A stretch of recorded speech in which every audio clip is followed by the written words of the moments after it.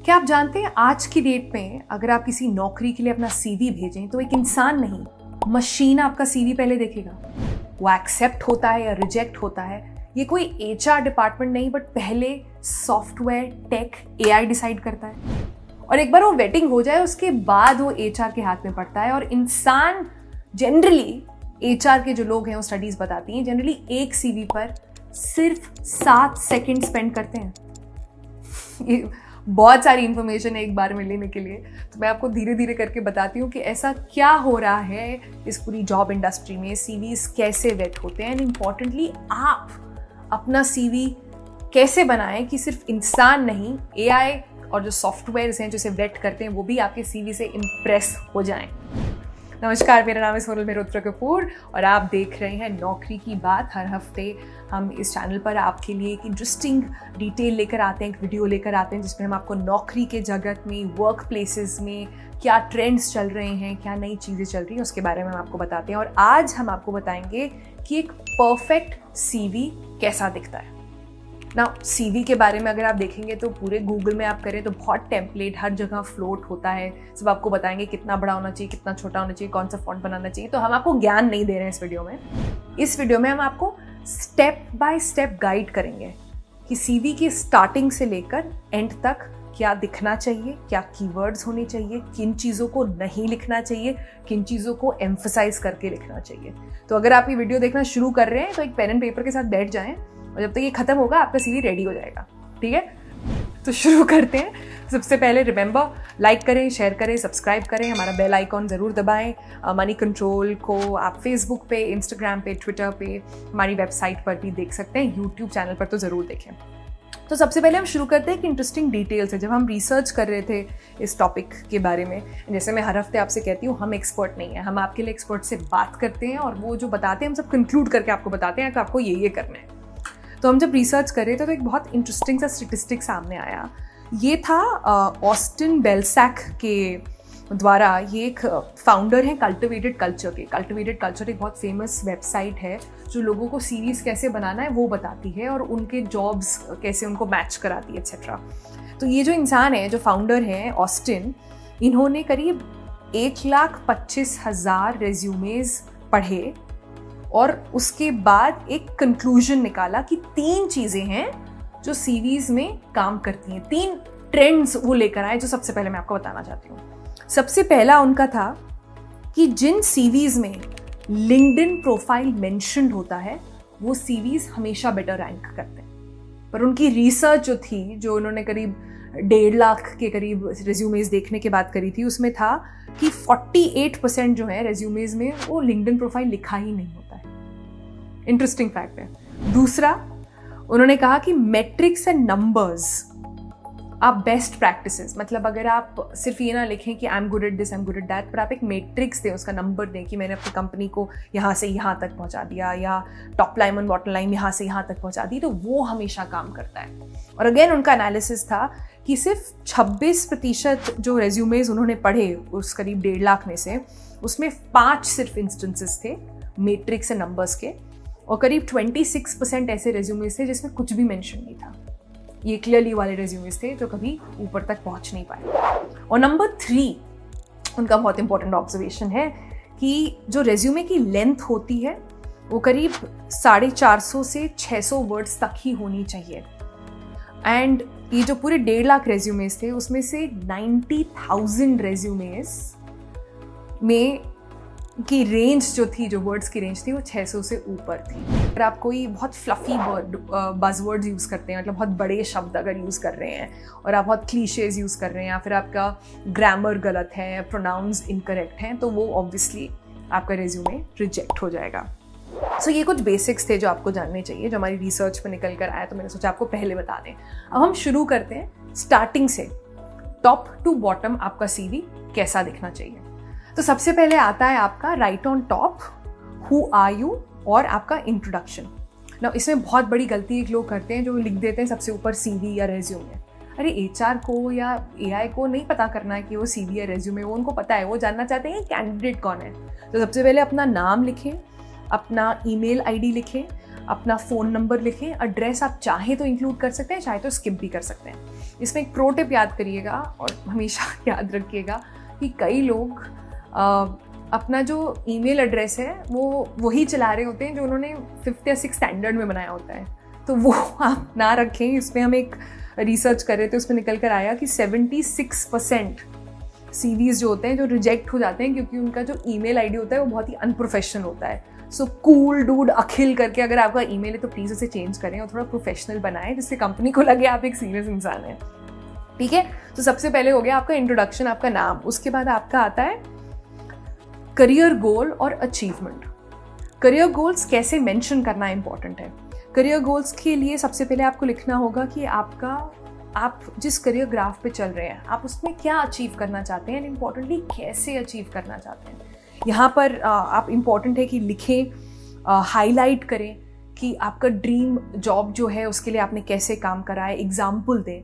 मैं आपको एक एग्जाम्पल देती हूँ, जैसे आप डिजिटल अगर मार्केटिंग में हैं और आपने किसी कंपनी का सोशल मीडिया प्रेजेंस इम्प्रूव करने में हेल्प करा है, तो बहुत ही जेनेरिक एक मेंशन हो जाता है कि आई एम अ मार्केटर और मैं सोशल मीडिया का हैंडल करता हूँ एट्सेट्रा। आप बेसिकली लिखेंगे design social media strategy for this company, design social media strategy for that company, जो भी आपका कंपनी का नाम है। लेकिन अगर आप इसको थोड़ा सा ट्वीक कर दें और आप लिखें that design social media strategy to help grow companies digital presence 10 times in 1 year. I'm not saying 10 times, I'm giving it that as an example. और अगर आप कहें 5 times in 1 year और 2 times in 1 year, अगर आप quantify करें उसे तो वो एक सक्सेस स्टोरी दिखाता है। तो that catches the I of the person who is reading your CV। Now अब इसमें ऑब्वियसली फ्रेशर्स बोलेंगे कि भाई हमने तो काम नहीं करा तो हम क्या लिखें इसमें। तो उनके लिए इम्पॉर्टेंट है कि वो कोई अपना एक्स्ट्रॉर्डनरी अचीवमेंट हो, कहीं इंटर्नशिप करी हो अच्छी कंपनी में, वो मेंशन करें, कोई अवार्ड्स मिले हों वो मेंशन करें। और उसके अलावा वो ये भी लिख सकते हैं कि उनका क्या क्या चीज़ें हैं जो उन्होंने अभी तक करी हैं सो फार और उनके एस्पिरेशंस क्या हैं। इसके अलावा रिमेंबर कि AI जो होता है, सो आपका रेज्यूमे कॉन्स्टेंटली बनना है एक AI के मैट्रिक्स से और एक इंसान के मैट्रिक्स से, और दोनों को पास करना है इसे। AI से पास नहीं होगा तो इंसान तक कभी पहुंच ही नहीं पाएगा। तो AI जो है वो आपके कीवर्ड्स ढूंढेगा, ठीक है। तो अगर आप उसमें जितने मैट्रिक्स डालेंगे, जितने नंबर्स डालेंगे, जितना बोलेंगे 10 times दिस और टॉप लाइन दिस और बॉटम लाइन दिस, तो वो पकड़ेगा, तो वो आपका रेज्यूमे ऊपर लेकर जाता है। तो ये आपने मेंशन कर दिया अपना बेसिक। अब आपका आता है एक्सपीरियंस क्या है, and this is also very important. And ये बहुत लंबा नहीं होना चाहिए, इसे मैंने इसीलिए कहा प्रिसाइज होना चाहिए, आप एक लाइन में जल्दी अपना ख़त्म कर सकें, ये पूरा ये इंपॉर्टेंट है। ऐसे ही आप इसमें इंक्लूड कर सकते हैं, आपने 2-3 कंपनी में काम करा है तो सबसे जो लेटेस्ट कंपनी है जहाँ पर अभी काम कर रहे हैं आप वो लिखें और उसके बैकवर्ड्स जाएँ, जिससे कई लोग ही गलती करते हैं कि सीधे शुरू करते थे मैंने स्कूलिंग यहाँ से करी और ये करा और वो करा, एंड फिर एंड पे आते हैं कि आप अभी क्या कर रहे हैं। तो आपको उल्टा करना है, इसका करंट जो आपका स्टेटस है वहाँ से शुरू होके नीचे की तरफ और या पास्ट की तरफ आपको जाना है। इसमें ऑल्सो बहुत इंपॉर्टेंट है, अगेन मैं यही कहूँगी कि आप कैसे एग्जाम्पल्स दे रहे हैं। सो कई कैंडिडेट्स ये लिख देते हैं कि मैं आई हेल्प्ड, अगेन मैं सोशल मीडिया का एग्जाम्पल लेती हूँ, डिजिटल मार्केटिंग का एग्जाम्पल लेती हूँ। उसमें अगर कोई लिखता है helped in conceptualizing social media campaigns, इसका मतलब हुआ कि हाँ आपने हेल्प करा कंसेप्शुलाइज करने में सोशल मीडिया कैंपेन, कौन सी बड़ी बात है। लेकिन अगर इसकी जगह आप लिख दें for example increased 10 lakh website hits in a month by optimizing Instagram outreach of the company, then suddenly you're interested.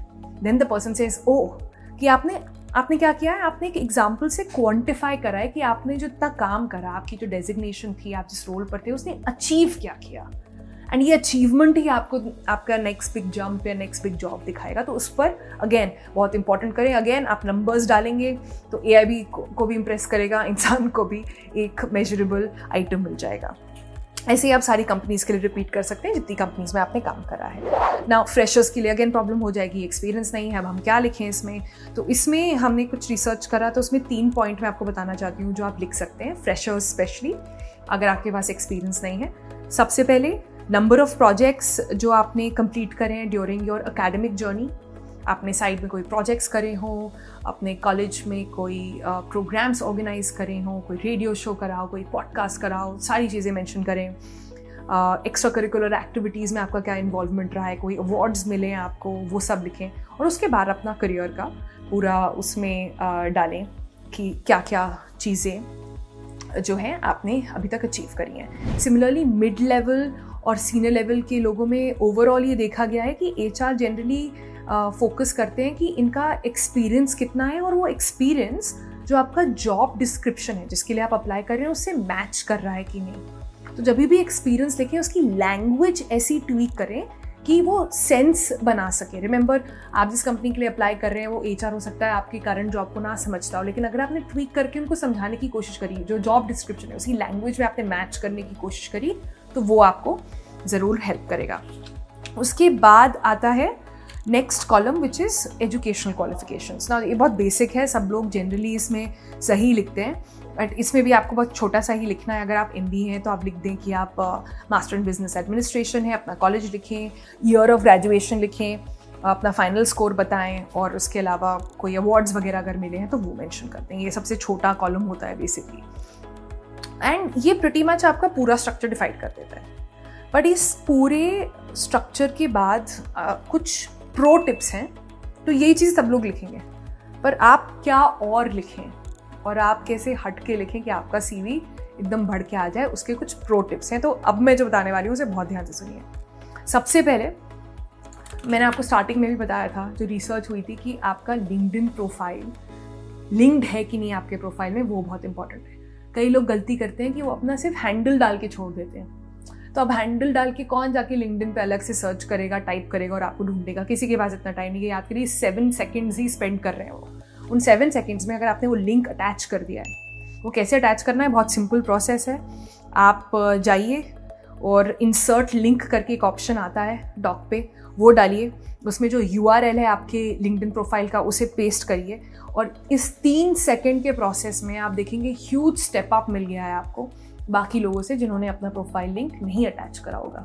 Link attach करने का बेसिक तरीका है कि उसमें सीधे जाके आपको लिंक देखेंगे, बाकी सारी जो डिटेल्स चाहिए, क्या प्रोजेक्ट्स हैं, किससे आप लिंक्ड हैं, किन्होंने आपके बारे में अच्छी चीज़ें लिखी हैं, आपके थॉट्स क्या हैं जनरली जो आप लोग शेयर करते हैं लिंक्डइन पे, वो सब देख पाएंगे।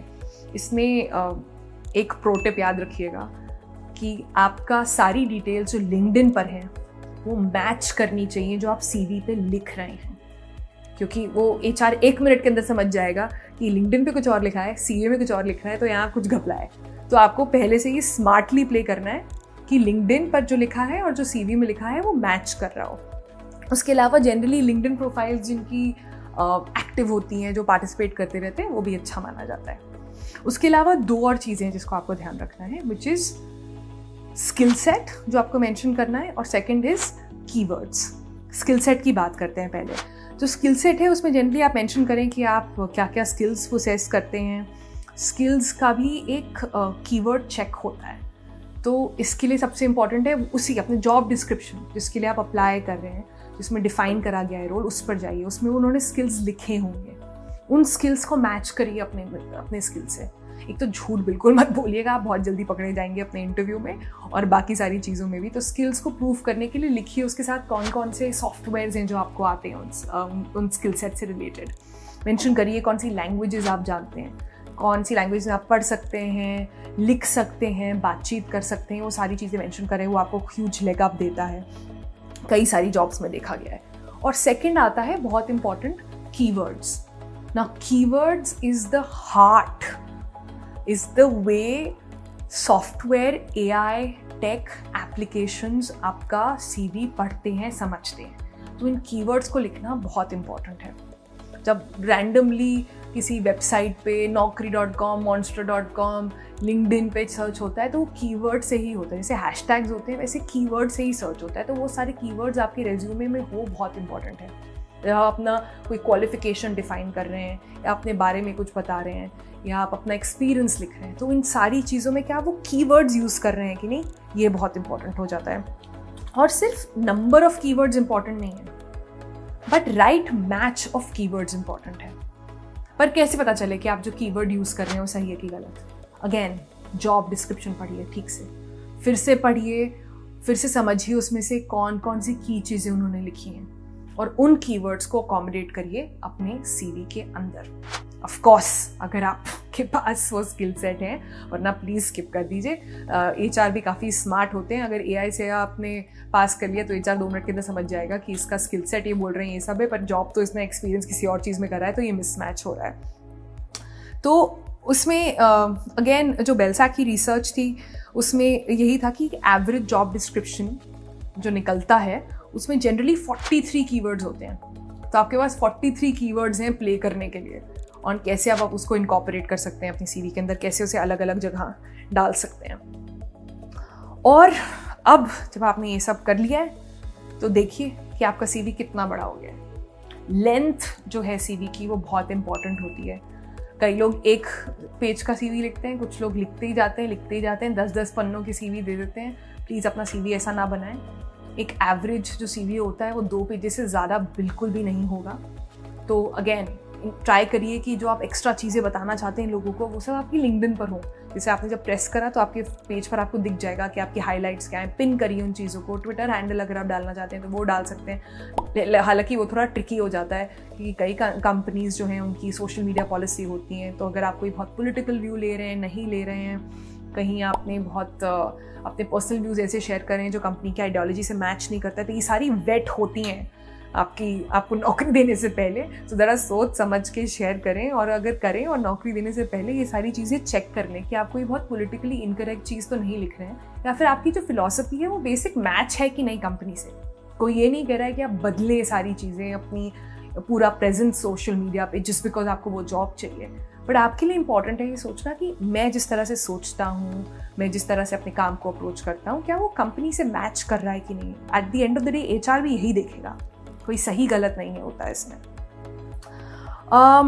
CV की लेंथ के बारे में एक और बेसिक चीज़ें, जैसे मैंने आपको बताया 2 पेज से ज़्यादा लंबा तो नहीं होना चाहिए। और एक 2-3 और हाइजीन चेक है जो आपको ध्यान रखना चाहिए। प्लीज़ स्पेलिंग और ग्रामेटिकल मिस्टेक्स चेक करिए। मेरी एक आदत थी, मैं CV भेजने से पहले, मैंने बहुत तो नहीं भेजे हैं लेकिन देखने से पहले किसी और से ज़रूर चेक करा लेती थी कि एक बार देख लो कि सारी स्पेलिंग्स तो ठीक है, कुछ गड़बड़ तो नहीं हो गया है। और सेकंड, जो आप फॉन्ट्स यूज़ करते हैं वो थोड़े सिंपल रखें। बहुत कर्सिव, वो बहुत क्रिएटिव होने की ज़रूरत नहीं है। बड़ा सिंपल, प्रोफेशनल, क्लीन CV होना चाहिए। सबको वही अपील करता है।